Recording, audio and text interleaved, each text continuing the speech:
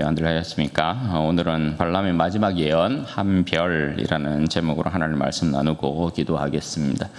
여러분, 세상의 역사를 보면 세상의 역사는 흥망성쇠의 역사다라는 것을 우리가 잘 알 수 있습니다. 한 나라가 일어나면 한 나라가 망하고, 한 왕이 일어나면 또 한 왕은 역사의 뒤안길로 사라지고, 그 일을 계속해서 무한히 반복하고 있다라는 것을 우리가 보게 되죠.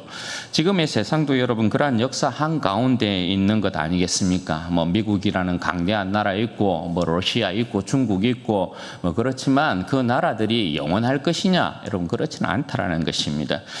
푸틴이 영원할 것이냐, 트럼프가 영원할 것이냐, 시진핑이 영원할 것이냐, 그렇지 않다라는 것입니다.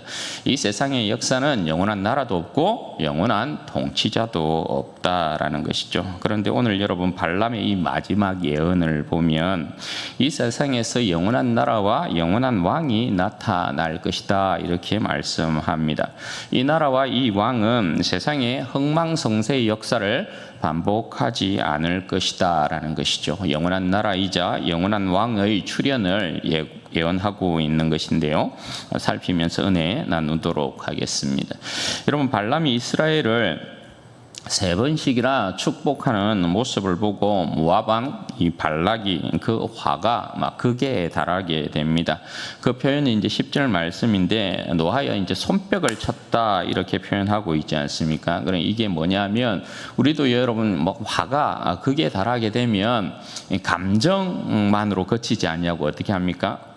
화난 행동을 하잖아요. 막 때리 엎든지 하든 어떻게 하잖아요. 행동을 이렇게 취하지 않습니까? 그와 같은 이제 모습을 모압 왕 발락이 하고 있는 것입니다. 그리고 여러분, 이 발람에게 하는 말이 뭡니까? 내가 니 뭐한다 데리고 왔노? 원수 저주하라고 불러왔더만 3번씩이나 축복을 하고 있노. 이제 됐다. 그만 너희 집으로 가라. 내가 니 이렇게 불러가지고 이스라엘 저주하고 좀 높여줄라 했더만 하나님께서 이 일을 막는가 보다. 그냥 네 집으로 가거라. 이렇게 이야기를 하는 것이에요. 여러분, 발락이 이처럼 이제 이야기를 하니까 발람이 어떻게 대답하고 있습니까? 12절에서 14절 말씀에 보면, 내가 처음부터 말했다 아닙니까? 억만금을 준다고 해도 하나님께서 말씀하시는 대로 내가 말씀할 거다, 그렇게 말했다 아닙니까? 그래도 마지막이니까 내가 이 말은 꼭 하고 갈게 하고, 그렇게 예언을 이제 하기 시작하는 것입니다. 여러분, 이 발락과 이제 발람의 이 마지막 대화를 우리가 여기에서 보게 되는데, 이 발람과 발락의 마지막 대화에서 여러분 알 수 있는 게 뭡니까? 사실 처음에는 이 둘이 같은 이해의 목적을 가지고 있었던 자들 아니겠어요? 모압 왕 발락은 이스라엘을 저주하고, 이 발람은 유명한 점술가로서 한 건 잡은 것이죠. 이스라엘 저주하고 거기에서 주는 은금, 보화, 높은 관직, 이렇게 하나 내가 딱 얻을 수 있겠다, 담심으로 가득 찼던 사람이 이 발람이었던 것이거든요. 그런데 여러분, 이 둘의 대화를 이제 마지막에 이렇게 보면 어떻게 돼요? 그들이 가지고 있는 이해의 목적들이 산산이 부서지고 있다라는 것을 알 수 있죠. 이들의 뜻이 이루어지는 것이 아니고 하나님의 뜻만 이루어지고 있다라는 것을 우리가 이들의 대화를 통해서 알 수 있는 거죠. 그래서 여러분, 끝에 보면 어떻게 해요? 25절 말씀에 보면 각자가 각자의 길을 가고 있는 것을 보게 돼요. 여러분, 이렇게 이제 발람의 예언이 마지막 예언이 시작이 되는데요, 이 마지막 예언은 발람이 하나님의 영을 통해서 장차 이스라엘이 모압에게 어떻게 행할 일에 대한 부분을 이야기할 뿐만 아니라 장차 이루어질 하나님의 나라에 대한 거대한 메시지로 나아가고 있다라는 것입니다. 그러니까 1차, 2차, 3차 예언의 이 내용을 보자면 그 어떤 예언의 앞선 내용보다도 이 마지막 예언이 스케일이 가장 웅장하고 거대하다라는 것을 알 수 있는 것이죠. 여러분 먼저 15절 16절 말씀에 보면 발람이 3차 예언 때처럼 이제 자기 자신을 하나님의 참된 선지자로서 그렇게 말씀을 전하고 있음을 이야기합니다. 자기 자신에 대한 소개가 이렇게 나오고 있죠. 그런데 여러분 여기에 보면 3차 때와는 달리 다른 표현이 하나 추가되어 있어요. 그게 여러분 뭘까요? 3차 때부터 이제 자기 자신에 대한 부분을 이제 발람이 소개하는데 마지막 이 예언에 있어서는 3차와 다르게 하나의 표현이 더 추가되어 있어요. 그게 뭐냐면 지극히 높으신 자의 지식을 아는 자라는 표현이 하나 더 추가되어 있다라는 것입니다. 그러니까 여러분 이 말은 뭘 이야기하는 것일까요? 이 표현이 추가된 이유가 여러분 뭘까요? 지금부터 시작하는 발람의 이 예언은 하나님의 선지자로서 그가 하나님의 영을 받아서 참된 하나님의 선지자처럼 예언을 하게 되는데 하나님의 지식을 아는 자로서 하나님의 나라가 어떻게 이루어질 것인가에 대한 부분을 최종적인 그 지식까지를 전하는 것처럼 그렇게 이야기를 하고 있단 말입니다. 그래서 이스라엘을 통한 그의 나라 하나님의 나라가 어떻게 영광스러운 모습으로 세워질 것이냐 나타날 것이냐 거기에 대한 부분까지를 예언하고 있는 거예요. 먼저 여러분 17절 말씀 보십시오. 내가 그를 보아도 이때의 일이 아니며 내가 그를 바라보아도 가까운 일이 아니로다. 한 별이 야곱에게서 나오며 한 규가 이스라엘에게서 일어나서 모압을 이쪽에서 저쪽까지 쳐서 무찌르고 또 셋의 자식들을 다 멸하리로다. 여러분 먼저 등장하는 것이 장차 나타날 한 왕, 한 통치자에 대한 이제 표현이에요. 내가 그를 보아도 이때의 일이 아니고 내가 그를 바라보아도 가까운 일이 아니로다. 이렇게 이야기하는 것은 장래의 어느 시점을 이야기하는 거예요. 장래의 어느 시점이면 여러분 뭐겠어요? 어느 때를 이야기하겠어요? 하나님의 때 그것을 이야기한단 말입니다. 장래의 어느 시점 하나님의 때에 어떤 일이 일어난다고요? 야곱에서 한 별이 또 오를 것이라는 거예요.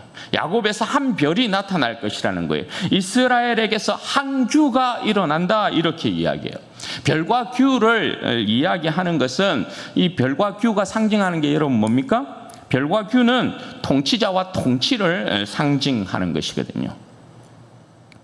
야곱에서 일어난 한 통치자, 한 왕이 일어나서 하는 일이 뭐냐? 모압을 무찌르고 그리고 셋의 자식들을 다 멸한다 이렇게 이야기를 하는 것입니다. 모압은 알겠는데 셋의 자식들 이게 좀 애매합니다. 그죠? 셋의 자식들을 다 멸한다라는 의미가 뭐냐? 한 세 가지 의견 정도가 있습니다. 첫째는 뭐냐면 이 셋의 자식들을 셋의 후손들로 이렇게 보는 것입니다. 아벨의 죽음 이후에 하나님께서 아담에게 다시금 허락한 자식이 셋이잖아요. 그죠? 그리고 셋의 후손들이 계속해서 번성하여서 인류의 역사들을 계속 이루고 있단 말입니다. 그렇게 이제 그 의미로 하나 보는 것입니다. 그리고 둘째는 소동하는 자들이라는 의미가 하나 이렇게 의미로 보는 견해가 있어요. 이건 예레미야 48장 45절에 오늘과 같은 이 비슷한 표현을 인용하면서 이들을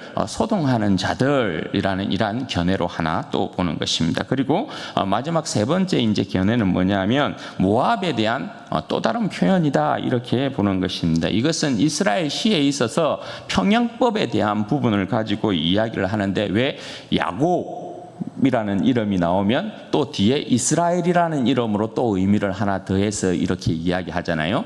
이스라엘의 시에 대한 부분들이 이제 그런 평형법 그 같은 말을 두 번 반복하는 형태로 이제 이야기하는 경우들이 많단 말입니다. 그래서 이 셋을 모압의 다른 표현으로 보고 자식들을 그 모압을 둘러싸고 있는 또 주변부의 나라들로 그렇게 이제 보는 것입니다. 이렇게 이제 분분한 해석들이 있긴 있는데 분명한 것은 여러분 뭐냐 하면 모압과 셋의 자식들을 멸한다라는 의미는 그 언젠가 하나님께서 세우시는 왕이 그 모든 대적들을 굴복시키고 온전히 통치할 것이다라는 그 의미를 이야기하고 있다라는 것입니다. 그리고 이어지는 18절 19절 말씀인데요.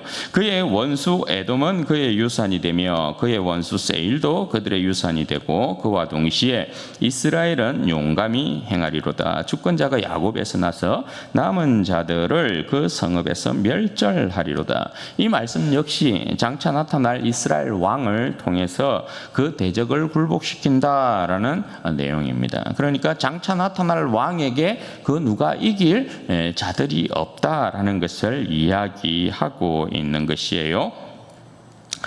그리고 다음으로는 아말렉에 대한 예언이 따라 나오고 있습니다. 20절 말씀 보십시오. 또 아말렉을 바라보며 예언하여 이르기를 아말렉은 민족들의 어뜸이나 그의 종말은 멸망에 이르리로다. 그렇게 이야기합니다. 여기에서 여러분 아말렉은 이스라엘의 모든 대적들과 원수들을 상징한다 그렇게 말씀을 드렸죠. 왜냐하면 아말렉이라는 이 민족 자체가 어떤 그런 것이 아니고 지난 시간에도 말씀드렸다시피 출애굽기 17장에 보면 이스라엘 백성이 애굽에서 나와서 광야에서 처음으로 맞닥뜨린 원수가 이스라엘을 대적했던 자들이 아말렉이기 때문에 그래요. 그래서 이 아말렉은 이스라엘 백성 가운데 처음으로 나타난 대적이기 때문에 이 처음 나타났다라는 대적했다라는 의미로 민족들의 어떤 이렇게 이제 그 상징성을 가지는 것입니다.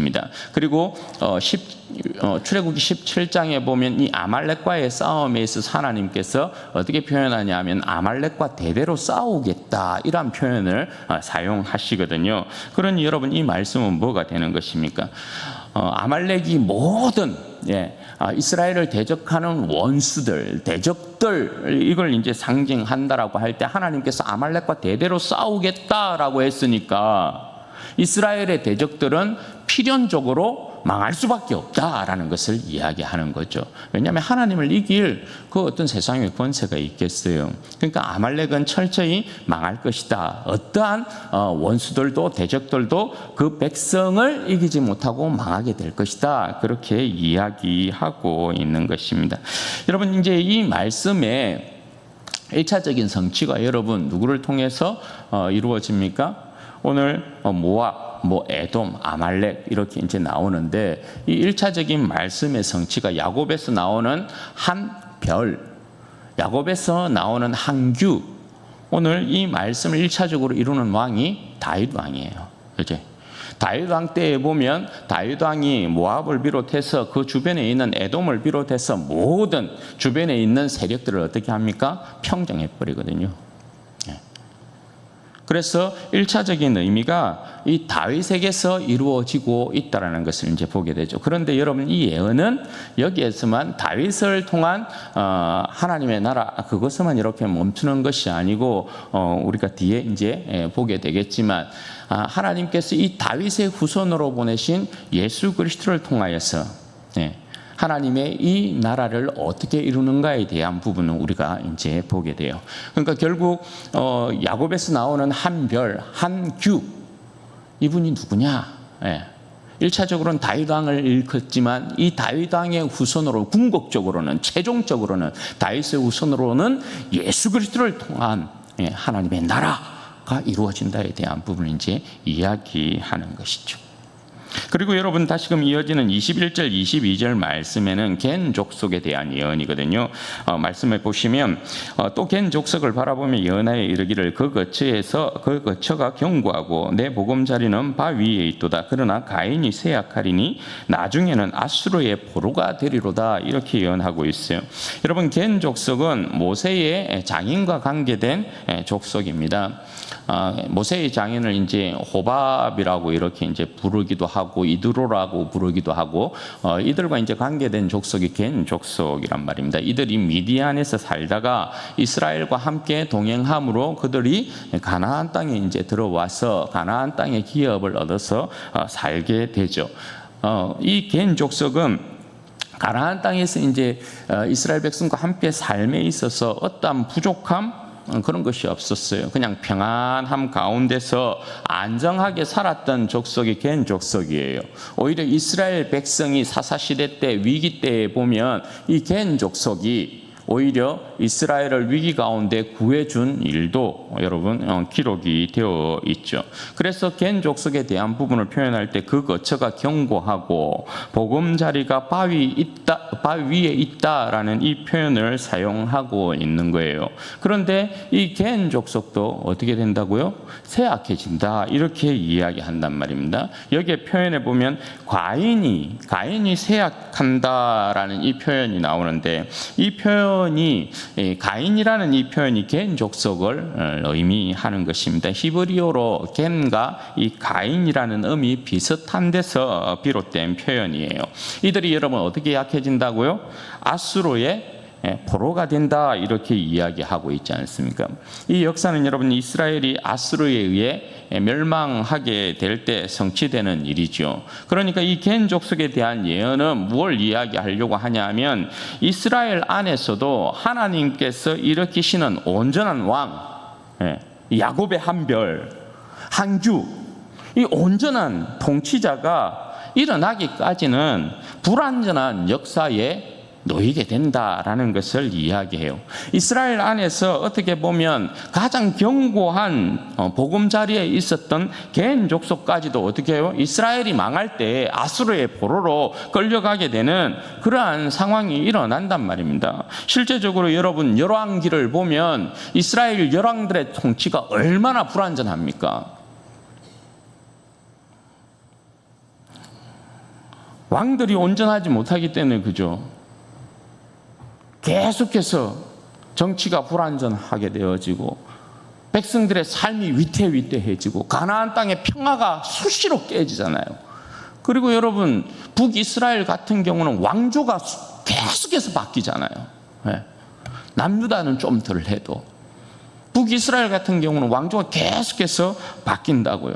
그러니까 온전한 왕이 필연적으로 나타나야 된다에 대한 부분을 이야기하고 있는 것이 열왕기의 역사이고 역대기의 역사라고 할 수 있는 것이에요. 그리고 다음으로 예언하고 있는 내용이 23절과 24절의 내용인데요. 여기에 보면 또 예언하여 이르기를 슬프다. 하나님이 이 일을 행하시니 그때의 살자가 누구랴. 기띔 해변에서 배들이 와서 아수르를 학대하며 에벨을 괴롭힐 것이나 그도 멸망하리로다. 여러분 아수르가 겐 족속을 멸망시키잖아요. 이스라엘을 여러분 멸망시키잖아요. 북이스라엘이 아수르에 의해서 망하거든요. 그런데 여러분 아수르도 어떻게 된다고요? 아수르가 이스라엘을 잡아삼키고 그 안에 견고한 보금자리를 차지하고 있었던 겐 족속도 쇠약해진 상황이 되었는데 그렇게 이스라엘을 멸망케 했던 아수르도 여러분 망한다고요. 누구에게요? 기띔 해변에서 온 자들에게요.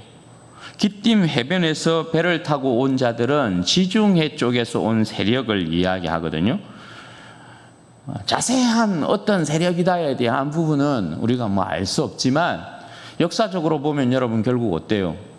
아수르의 이 세력은 어쨌든 뒤에 일어나는 바벨론 그리고 이 바벨론 세력은 또 뒤에 일어나는 헬라, 로마 세력에 의해서 계속해서 여러분 그렇게 망하고 그렇게 일어나고 망하고 일어나고 망하고 그런 역사가 된다 말입니다. 그래서 여러분 제국의 역사에 있어서 아수르 맹하고 바벨론 일어나고 바벨론 망하고 헬라 일어나고 헬라 망하고 로마가 일어나죠. 로마가 여러분 마지막 세력이라고 여러분 할 수 있는데 어떻게 해요? 그것도 망한다. 그렇게 이야기하죠. 그리고 여기에 에벨이라는 표현이 나옵니다. 아수르도 에벨도 기띔의 해변에서 온 세력들이 괴롭힐 것이다 이렇게 이야기하죠. 이 에벨도 여러분 이 셈의 경건한 후손들을 이야기한다고 보시면 되겠어요. 이 에벨이라는 뜻이 이 에벨이 창세기에 보면 셈의 이제 족보에 보면 에벨이 등장하거든요. 셈의 족보를 이렇게 쭉 따라오면 에벨이 이렇게 나오고 에벨이라는 뜻이 뭐냐면 저편, 건너편이라는 뜻이에요. 그래서 에벨이 자식을 낳을 때, 벨렉이라는 자식을 낳을 때 세상이 나뉘었다라는 표현이 나와요. 그리고 11장에 어떤 사건이 일어나냐면 바벨탑 사건이 일어나거든요. 그럼 뭘 이야기하냐면 이 에벨 자손은 셈을 조상으로 한 이 에벨 자손은 바벨탑 사건에서 강을 건넜다, 이런 뜻이거든요. 그리고 이 에벨의 족보에 누가 나옵니까? 데라가 나오고, 데라의 족보에 아브라함이 나온다고요. 아브라함을 여러분 그 가나안 사람이 히브리인 이렇게 불렀다고요. 히브리인, 하비루 이렇게 불렀다고요. 이 히브리인이라는 뜻도 여러분 뭐냐면 강을 건넜다, 이런 뜻이거든요. 갈대아 우르는 여러분 어떤 곳이었어요? 아브라함이 있었던 그 고향 갈대아 우르는 여러분 어떤 곳이었어요? 죄악이 간영한 곳이었죠. 우상을 섬겼던 곳이었다고요. 그곳에서부터 아브라함을 하나님께서 불러냈다고요. 강을 건너게 만들었다고요. 네. 죄와 상관없는 하나님의 신실한 백성을 삼기 원했단 말입니다. 그러니까 여기에서 이야기하는 에벨 같은 경우도 여러분 뭘 이야기하는 것이에요? 결국은 이제 이스라엘 자손들을 이야기한다라고 할 수 있는데, 여기에 예언에 따르면 결국 여러분 이스라엘 백성이 로마에 의해서 여러분 철저히 망하지 않습니까? 거기에 대한 부분을 이야기하고 있는 것이죠. 그처럼 여러분 강하지만 또 다른 강한 나라가 일어나서 그 나라가 망하고 또 세워지고, 또 그 나라가 강하다고 제국으로서 막 맹위를 떨치지만 또 망하고 다른 나라가 일어나고. 그러니까 여기에서 발람의 예언에 대한 이제 내용이 그런 것이거든요. 모압, 에돔, 아말렉, 겐, 아수르, 그 다음에 기띔 세력, 바벨론, 헬라, 로마에 이르기까지 역사는 계속 되는데, 중요한 것은 뭐냐 하면 강한 나라가 일어나고 무너지고, 일어나고 무너지고, 일어나고 무너지고, 이 역사를 계속해서 반복하고 있다라는 것입니다. 그렇게 계속되는 흥망성쇠의 역사가 세상 역사다라는 것을 이야기하고 있는 거예요. 그런데 그 가운데 무너지지 아니하고 쇠하지 아니하고 망하지 않는 영원한 나라와 영원한 왕이 일어난다. 어디에서요? 야곱에게서, 이스라엘에게서, 야곱에게서 한 별, 이스라엘에게서 한 주가 일어난다. 그걸 여러분 예언하고 있는 것이 오늘 이 발람의 마지막 예언이라고 할 수 있습니다. 사랑하는 여러분, 이 발람이 예언한 야곱에서의 한 별, 이스라엘의 한 주, 영원한 통치자, 영원한 왕, 이 왕이 여러분 누굽니까? 그 영원한 왕이 우리 주 예수 그리스도인 것이죠. 그가 다스리는 나라가 영원한 나라이고, 그 나라가 하나님의 나라, 곧 교회라고 이야기하는 것입니다. 사랑하는 여러분, 오늘 이 발람의 예언은 하나님께서 아브라함과 다윗의 후손으로 보내시는 그 아들 예수 그리스도를 영원한 왕, 그 아들을 통한 하나님의 영원한 나라가 이루어질 것이다 라는 것을 예언하고 있는 내용이라고 할 수 있어요. 그래서 그 이전에 어떠한 예언들보다도 이 예언의 내용이 가장 스케일이 크고 장엄하다라고 이야기하는 것입니다. 여러분, 이 발람의 예언을 따라서 오늘 아브라함과 다윗의 자손으로 오신 한 별, 한 규이신 예수 그리스도께서 오셔서 이 예언의 내용을 여러분 어떻게 성취하고 계십니까? 예수 그리스도께서 이 땅 가운데 오셔서 그의 십자가의 죽음과 부활로 말미암아 죽음의 권세를 정복하시고, 그죠? 영원한 왕 중의 왕으로 여러분 등극하시지 않습니까? 이 세상 나라가 영원하지 않았던 이유는 여러분 뭡니까? 죽음을 이기는 영원한 왕이 없었기 때문에 그런 거죠. 제국을 여러분 일으키고, 제국을 통일시키고, 제국의 여러분 왕성함을 이루었던 그 왕이 영원히 살아 있었을 것 같으면, 그 왕이 영원히 통치할 것 같으면 나라가 무너지겠습니까? 무너지지 않는다. 그런데 죽음을 이기는 이 세상에 그 어떤 왕도 없었기 때문에 아무리 강한 제국이어도 그 제국은 와르르 무너졌던 것이고, 또 어떤 위대한 위대한 인물이 제국을 통일하고 제국을 세웠어도 그 제국은 또 무너졌던 것이고, 그게 여러분 세상의 역사였다는 거죠. 그런데 여러분, 야곱의 한 별, 야곱의 한 교이신 예수 그리스도께서 이 땅 가운데 오셨어요. 그 예수 그리스도께서 오셔서 어떻게 해요? 그 어떤 세상의 왕도 이기지 못하는 죽음을 정복해버렸다는 것입니다. 이 왕이 영원한 왕이죠. 죽음을 정복한 왕이. 그리고 이 죽음을 정복한 왕이 모든 셋의 자식들, 모든 인류를 어떻게 합니까? 이 예언에 따르면 다 쳐야 되죠. 멸해야 되죠. 그런데 하나님 나라의 영원한 왕으로 오신 예수 그리스도께서 십자가의 죽음과 그 부활로 말미암아 셋의 모든 자식들 여러분 어떻게 해요? 정복하시는데, 굴복하는데 모든 이 백성들로 하여금 예수 그리스도 안에 있는 생명을 얻게 만드는 거예요. 예. 진정한 생명을 얻게 만들어서 예수 그리스도를 어떻게 해요? 주라 시인하게 만들어요. 모든 입술로 하여금 예수 그리스도를 주라 시인하게 만들고 주님 앞에 무릎 꿇게 만드는 것이죠. 이런 마태복음 1장에 보면 이 이야기가 너무나 잘 나와 있잖아요. 마태복음 1장에 보면 동방의 박사들이 여러분 뭘 보고 찾아옵니까? 그의 별을 보고.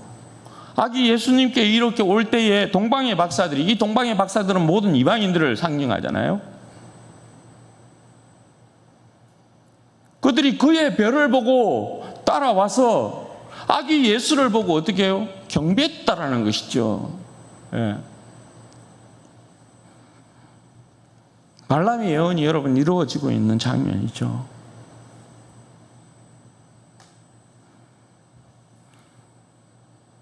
우리 주 예수 그리스도는 죽음을 이기신 영원한 왕이셔서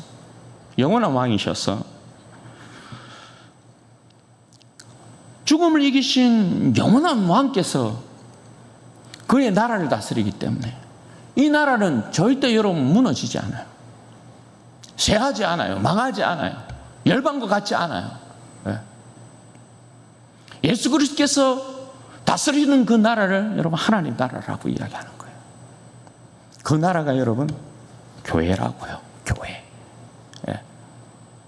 그래서 여러분 교회의 특징을 이야기할 때 어떻게 이야기합니까? 엄부의 권세가 이기지 못하리라.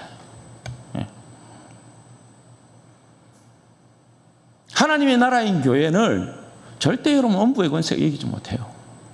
죽음의 권세가 여러분 삼킬 수 없어요. 이길 수 없어요.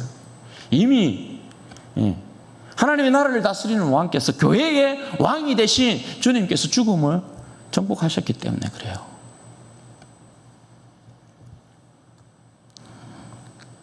여러분, 우리의 왕이신 주님께서 이 땅 가운데 오시기까지 세상의 왕들과 그 나라들은 흥망성쇠를 거듭했어요. 영원한 왕이 없고 영원한 나라가 없었죠. 이번에 보니까 여러분 전북에서 그 이야기 하더라고요. 동학농민운동한 그 후손에게도 이렇게 뭡니까? 유공에 따른 돈을 준다고. 저는 그게 맞는지 잘 모르겠는데, 아니, 나라가 다르잖아요, 나라가. 망하고 세워지고. 연속성이 별로 없는 것 같은데. 어쨌든 여러분, 이 나라의 역사도 보면 끊임없이 여러분 어떻게 해요? 나라가 무너지고 세워지고 무너지고 세워지고 그러잖아요. 왕들은 얼마나 많이 갈렸습니까? 그러나 여러분, 이제 죽음을 이기시고 부활하신 우리 주님께서 무너지지 않고 쇠하지 않고 망하지 않는 영원한 나라를 세우시고 세상의 모든 이들을 정복하셔서 그 백성들을 이제 지키시고 보호하시고 인도하시고 생명의 복을 내리시면서 그들을 다스리고 통치하십니다. 여러분, 우리에겐 영원한 왕이 계십니다. 우리가 그 나라의 백성인 거로 더 이상 여러분 우리는 이 세상 가운데서 불안해할 필요가 없습니다. 두려워해야 할 이유도 없습니다. 이 썩어질 세상, 이 무너질 여러분 세상을 한번 보십시오. 지금도 늘 여러분 정치의 이 불안정함, 영원한 왕, 평화의 왕, 우리의 생명을 복되게 하는 왕이 없기 때문에 늘 전쟁. 전쟁 중에 있는 나라의 그 백성들은 언제 뭐 미사일이 날라와서 폭탄이 날라와서 언제 총알이 날라와서 죽을지 몰라. 늘 불안해하고. 얼마나 불쌍합니까, 여러분? 한반도? 이 나라? 여러분, 우리가 완전합니까? 네. 이 나라의 뭐 통치자가 여러분 완전해서 우리가 여러분 완전합니까? 평화를 여러분 보장받을 수 있습니까? 급변하는, 완전한 통치자가 없기 때문에 급변하는 시대들을 맞이한다. 그 안에서 백성들은 불안해요. 언제 평화가 깨질지 모른다. 언제 죽음의 권세가 우리를 삼킬지 모른다. 불안하다. 그죠?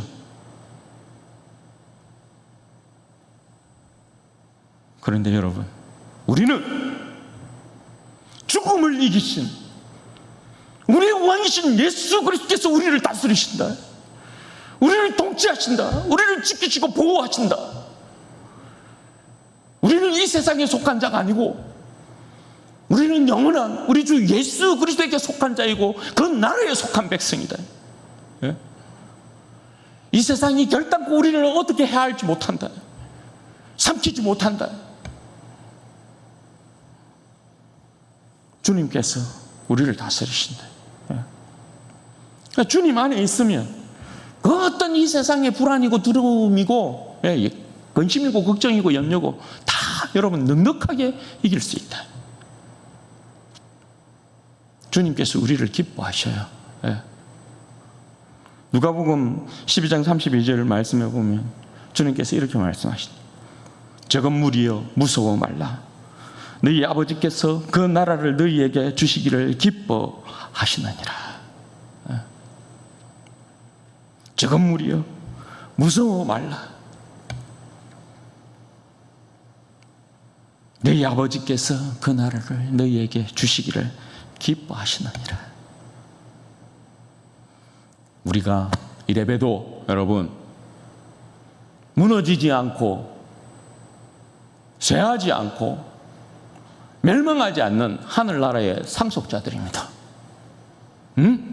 우리가 이래봐도 우리가 하나님 나라의 상속자란 말입니다. 할렐루야. 뭐 이까지 이 세상이 어떻게 뭐 할 수 있는 우리가 아니에요. 여러분, 발람에 하나님께서 그 입술을 주장하셔서 하나님의 영이 임하셔서 이 점술가인 발람을 하나님의 참된 선지자처럼 여러분 딱 만들어 놓고 그 백성을 향하여 여러분 선포하게 한 내용들을 한번 생각해 봐요. 1차 때 여러분 뭐였어요? 1차 때 여러분 핵심은 뭐였어요? 하나님께서 복 주신 자들, 하나님께서 예수 그리스도 안에서 우리를 택하셔서 그저 복 주신 자들이 우리 아니에요. 그런 우리를 어떻게 세상이 감히 죽음의 권세가 감히 우리를 해할 수 있겠냐고요. 넘볼 수 있겠냐고요. 2차에 여러분 축복의 핵심이 뭐였어요?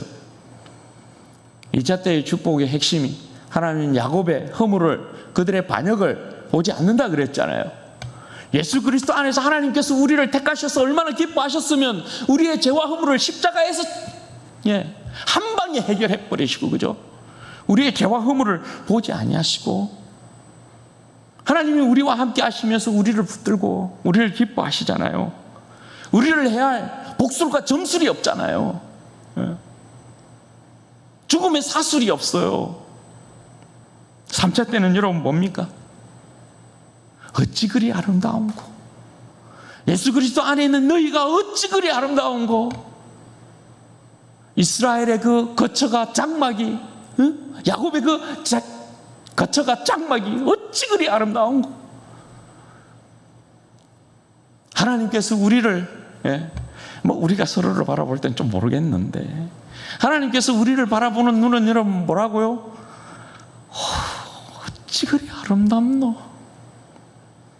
네가 그리 어찌 선하노 사랑스럽노 아름답노, 그렇게 보시는 거 아니에요? 그게 3차 때 아니에요? 그리고 마지막으로 그의 영원한 나라, 우리에게 오신 영원한 왕, 죄와 죽음의 권세를 이기고 부활의 그 영광 가운데 우리 가운데 찾아오신 왕, 그 왕이 우리를 다스린다, 우리를 통치한다. 그 나라는 결단코 무너지지 않는다, 망하지 않는다, 쇠하지 않는다. 하나님께서 그 아들 예수 그리스도로 말미암아 너희들에게 그 영원한 나라를 상속하기를 기뻐하신다. 그거 아닙니까?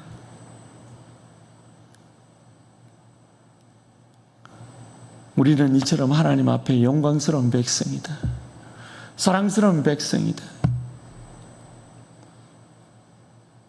우리의 광명한 새벽벌이신 예수 그리스도의 그 빛을 따라가면, 그 빛의 온기 가운데 여러분 들어가면 우리는 이 세상에서 구원을 잃을 이유가 없다. 그게 우리의 복됨이란 말입니다. 이것이 여러분 우리에게 주신 복음의 영광이란 말입니다.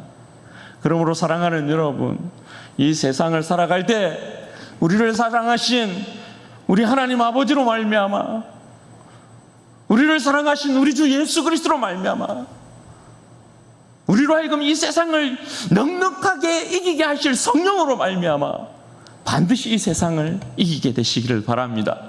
그리고 우리 모두가 영원한 하나님의 나라를 상속받고 그 나라에서 영원한 우리 하나님 아버지와 우리 주 예수 그리스도를 온전히 찬미함으로 영광 돌리는 복된 은혜의 역사가 있기를 주님의 이름으로 축원드립니다. 아멘. 여러분 같이 한번 기도하십시다. 여러분 이 시간에 기도할 때에는 그렇게 기도하면 좋겠습니다. 여러분, 하나님께서 우리를 사랑하사 우리에게 영원한 통치자, 우리에게 한별 한규 영원한 통치자이자 영원한 왕이신 예수 그리스도를 여러분 이 땅 가운데 보내셨어요. 그분이 죽음을 이기심으로 말미암아 부활의 그 영광 가운데 우리를 다스리는 영원한 왕이 되심으로 말미암아 그 나라, 우리 주님께서, 죽음을 이기신 주님께서 우리를 다스림으로 말미암아 그 나라가 여러분 무너지지 않아요. 그 나라는 쇠하지 않아요. 우리가 그 나라의 백성, 그 나라의 사랑스러운 자녀들이라는 사실을 여러분 아셔야 합니다. 하나님 감사합니다. 내가 그 나라의 백성 되게 하신 은혜 너무나 감사합니다. 하나님께서 나를 이토록 사랑하여 주셔서 하나님 나를 다스릴, 나를 통치하실, 나를 인도하실, 나를 보호하실, 나를 지키실 나의 왕, 죽음을 이기시고 부활하신 예수 그리스도를 허락하여 주셔서 너무나 감사합니다. 광명강은 새벽별이신 내 주님만을 하나님 영원히 따라가는 인생 되어지게 하셔서 이 세상을 넉넉히 이기는 믿음의 백성 되어지게 하소서. 어떤 불안과 어떤 두려움도 다 떨쳐버리고 오직 주님 안에 보호받고 주님 안에 복된 인생으로 이 땅을 살아가는 믿음의 승리자가 될 수 있도록 주여 은혜와 복을 허락해 주옵소서. 우리 주여 한번 부르짖고 기도하십시다. 주여 영광이 아버지 하나님 감사합니다. 복되신 아버지 하나님 감사합니다. 존귀하신